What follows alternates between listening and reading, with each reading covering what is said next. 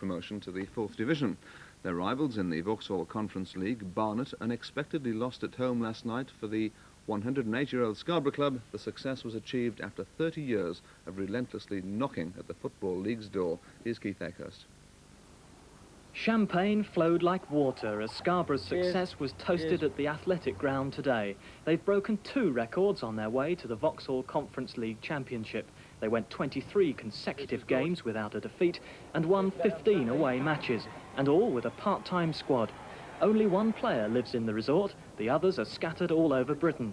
The manager lives in Sheffield and the goalkeeper in Luton. He has a 550-mile drive to play in a home game.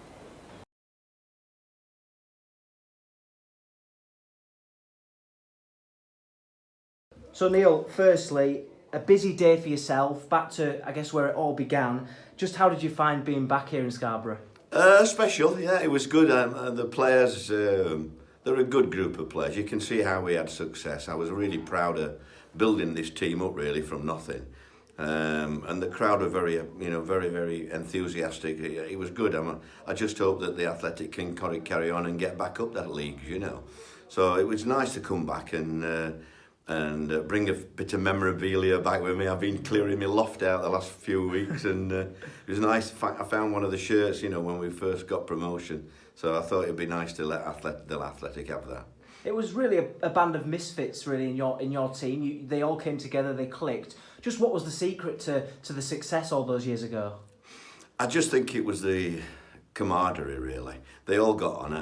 I brought about 25, 30 players across to show them the club. I thought it was like Old Trafford, Scarborough in them days. It looked fantastic, and I signed 17 of them. And we didn't have a very good start. We got knocked out of the cup in September, and we were mid-table, and then it coincided with signing Kevin Blackwell, and then we had a run, 22 games, which was fantastic, and we surprised everybody because we were 50-1 with the bookies to get relegated. So it was really nice to put one on them, really.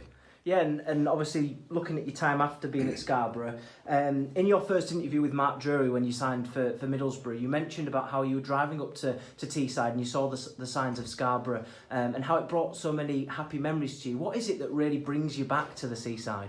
Well, it was probably the hardest job I've ever done. I mean, people said to me, I've had 8 promotions, which is, I'm very fortunate, 4 through the playoff finals, and yet the hardest job probably was Scarborough. 17 new players. I think we only kept 2 on, Neil Thompson and Neil Sellers. So to get success like that at a young age, I was, a young age, obviously, it was really, it set me on that, it gave me that lift, that platform to move on. And I never in my wildest dream when I was on the bench for the first game against Wolves, I never thought I'd be breaking a record, 1,603 games. It's incredible, really. But I've enjoyed, I've not left. I've been at a lot of clubs, and I don't think I've left any of them in worse off than when I took over. I think the fans have enjoyed having me there, and a lot of fans said, "Well, I didn't want you, but I'm glad you're here."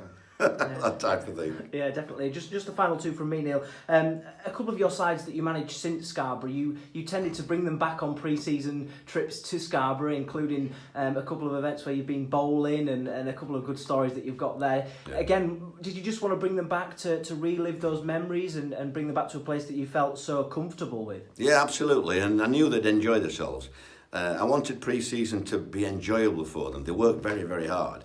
But they relaxed and they went out together as a group everywhere. There were no segments. There were no two lads over there, 2 lads over there.